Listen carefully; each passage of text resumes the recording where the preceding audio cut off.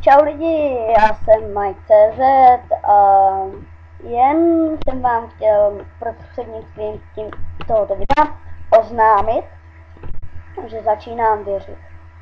Ale není to náboženství, jako třeba křesťanství, hinduismus, buddhismus a ostatní. Je to, jak vám napovídá už název a to, co vidíte teď před sebou, je to šiškovství. Mimochodem jsem ho založil já, ale to je jedno. Založil jsem ho z toho důvodu, že strašně ujíždím nad tím, jak Gogo furt dokola říká Šiška, šiško, šiška, šiška, šiška, šiška. Neuvěřitelný, jo, mně se to strašně líbí. Jo, a proto jsem se rozhodl, že založím šiškovství a budu rád, když budete věřit. Základní údaje o šiškovství, které jsme promyslel.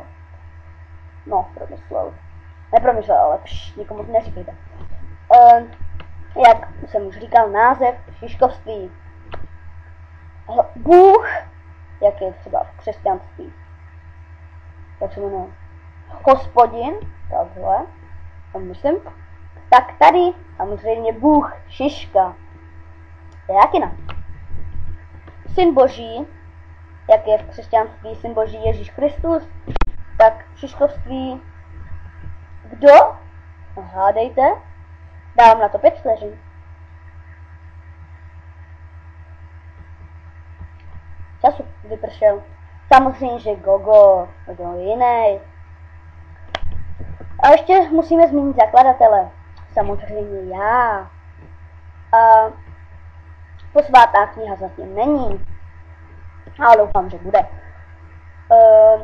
A posvátný text je samozřejmě Šiška, šiško, šiška, šiška, šiška, šiška. Oznámit. A ještě jsem vám chtěl oznámit, že budu určitě natáčet nějaký videa. Kašlu na přímo se takám na lagující se Fraps. Sice s tím pokusím se s tím něco udělat, ale moc bych si nevěřil. Ale i přesto, že to bude lagovat, prostě budu natáčet a doufám, že se dostanu někam, kde Gogo nebo Ment.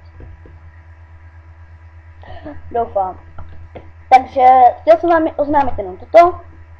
A já se s vámi loučím. Čau. A nezapomeňte, následujte šišku. Jak mi to možná napadlo?